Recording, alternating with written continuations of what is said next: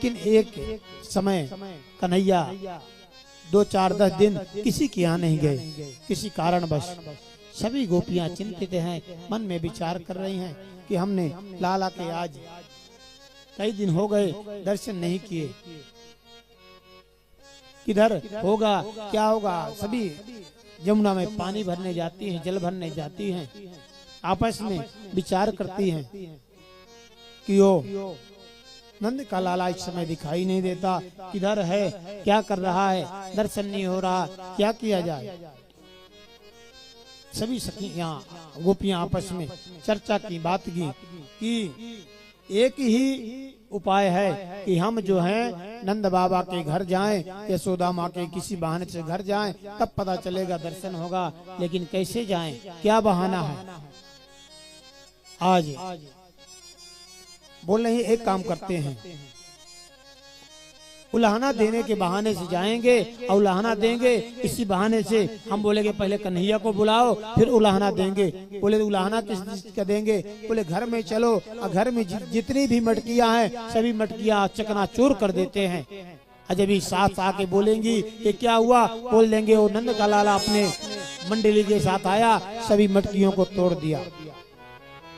आज सभी की सासें जो हैं, जैसे यमुना पे स्नान करने गई, सभी गोपियां साथ में आई थी, सभी ने एक एक डंडा उठाया, जितनी पुरानी से पुरानी मटकी थी मार मार के डंडा सभी चकनाचूर कर दिया, जितना दही था पूरे घर में छितरा दिया। अब सभी की सासें आई, बोले अपने बहू से, मेरी ये कौन किया, बोले क्या करें मैया, वो नंद का लाला आया था, अरे माखन तो खाया, बंदरों को तो खिलाया, साथ में पूरी मटकी फोड़ करके पूरे घर में मक्खन को फैला दिया। जय हो। सभी सासें बोली कि अब हम जाती हैं, आज बताएंगी। सभी गोपियां सोची गड़बड़ हो जाएगा मामला, बोले कि आप मत जाओ, आप हैं सियानी, बड़े मुंह बड़ी बातें हो जाएंगी, तो हम जाती हैं, नई नई बहू हैं, तो आराम से समझा के आ जाएंगी, तुम जाओगे तो बात बढ़ जाएगा। यशोदा माँ बोली, उनकी सासें कि ठीक है। अब सभी गोपियों को आपस में चर्चा हो गई थी कि फलाने चौराहा में इकट्ठा हो जाएंगे, आज वहाँ जाकर के इकट्ठा हो गई। इकट्ठा हो करके सभी नई बहुएं यशोदा माँ के दरवाजे पे पहुंची। यशोदा माँ अटारी पे बैठी है, सोचती है आज तो मेरे कोई उत्सव भी नहीं है, कोई कार्यक्रम भी नहीं है, इतनी नई नई बहुएं मेरे घर में किधर से आ गई। आज जैसे ही अंदर प्रवेश की, अरे यशोदा मैया सुनती हो, नीचे आओ। यशोदा मैया दौड़े दौड़े आई, बोले क्या हो गया, तो कुछ समय दिख रही हैं। यशोदा आई, क्या हो गया भैया बताओगी। बोली पहले तू अपने लाला को बुला। बोला मेरा लाला क्या किया है, बोले पहले बुला तो। अब कन्हैया अंदर सो रहे थे, कन्हैया आए और जैसे छोटा बालक नहीं होता तो आंचला पकड़ लेता, ऐसा गुरमेट लिया यशोदा माँ का आंचला, अपने मुख में एक उंगली से दबा लिए। सभी गोपियां कन्हैया को देख रही हैं, कन्हैया गोपियों को देख रहे हैं। आज गोपियां देख देख के मग्न हो रही हैं, लेकिन सोची कि हम यहाँ आई हैं किस लिए, गड़बड़ हो जाएगा इसलिए आई हैं, तो दर्शन भी करते रहें, नहीं हमको घर में भी डांट पड़ेगी। इशारों इशारों में कन्हैया से क्षमा प्रार्थना कर लिया कि कन्हैया तू माफ करना, लेकिन तेरे दर्शन की लालसा थी इसलिए आई हैं, लेकिन जो कार्य के लिए आई हैं उसको भी पूरा नहीं पर होगा तो गड़बड़ होगा। तो एक सभी जब यशोदा माँ बोली क्या हुआ, तो एक गोपी बोलती है, हे यशोदा तेरा लाला बड़ा ही नटखट हो गया है। आज यशोदा बोली बात क्या है, क्या बात है कि मेरा लड़ा नटखट हो गया है। बोले कि ये जाता है हमारे बछड़ों को ढील देता है, हमारे बछड़ों को खोल देता है। तो बोले अच्छी बात है, अरे तुम्हारी मदद तो करता है, खोल देता है, दो लिया करो। बोले नहीं, वसान मुच्चति क्वचित समय, वसान मुच्चति, बछड़ों को क्वचित समय गलत समय में छोड़ देता है और वो सभी दूध को पी जाता है गाय की। यशोदा माँ बोली नारेदारी के ऐसा करता है। बोले माँ गर्गाचार्य जी आए थे ना, कुछ समय बता गए थे कि मेरे 16,108 शादी होंगी, ये सभी सोती है हमारे लड़के जो है कुमारे रह जाएंगे, इसलिए इसको बदनाम कर दें, चोर बना दें, इसका विवाह ना हो, इसलिए हमारे लड़कों को शादी होगा। माँ समझ ले।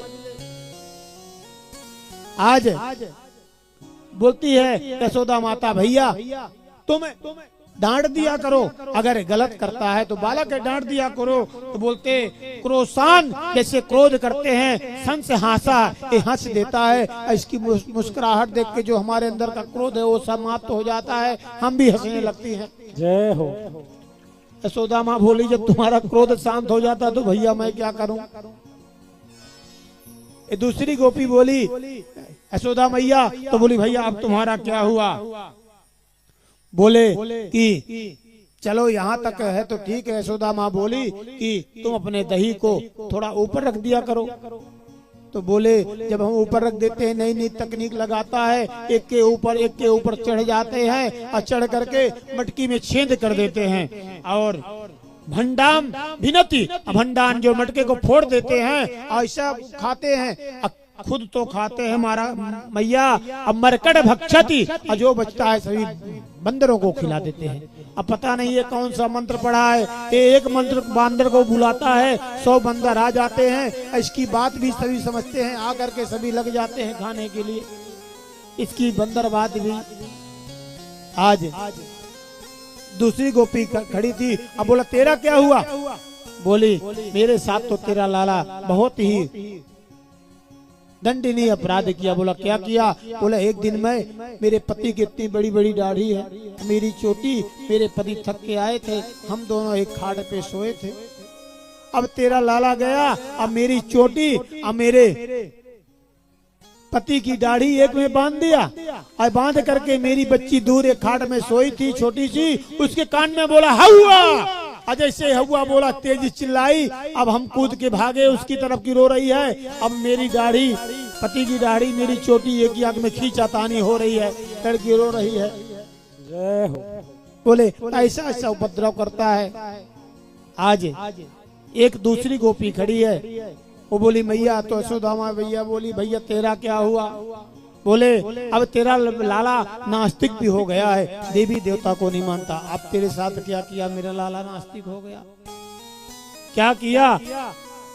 तो बोले कि एक दिन मैं सत्यनारायण की पूजा करने के लिए सोची थी और भगवान को बैठाई पूजा घर में, गई प्रसाद बनाऊं थोड़ा पंजीरी उंजीरी, अब तेरा लाला आया, बोला भाभी सुनती हो। तो मैं बोली हाँ बताओ सुन रही हो। बोला थोड़ा प्रसाद दे दे, बड़ी खुशबू आ रही है जो पंजीरी बना रही है, थोड़ा सा दे दे। मैं बोली लाला अभी पूजा करूंगी, पूजा करने के बाद प्रसाद मिलेगा, प्रसाद खाना। अब तेरा लाला मैं तो पंजीरी बना रही हूँ, वो कहाँ से गया, तो पिल्ला लेकर के आ गया और सत्यनारायण की फोटो को बाहर फेंक दिया और सत्यनारायण पिल्ला को बैठा दिया। बोला भाभी देख भगवान तेरे प्रकट हो गए। मैं दौड़े दौड़े गई, देखी तो वहाँ तो पिल्ला बैठे हुए हैं। आज तेरा लाला बड़ा नटखट हो गया है। कन्हैया बोलते हैं मैया इनकी बात मत मानना, 16,108 वाली बात है। बस वही आज कन्हैया की इस बाल लीला को गोपियां भी दर्शन कर रही हैं और सभी। आज यशोदा माँ बोली एक काम करना, तुम इतनी शिकायत कर रही हो, एक दिन इसको रगे हाथ पकड़ के लाना, रगे हाथ पकड़ लाओगे तब मैं मानूंगी। ये 5 साल का छोकरा हो ना हो, इसकी बात सही हो, 16,108 शादी वाली बात है।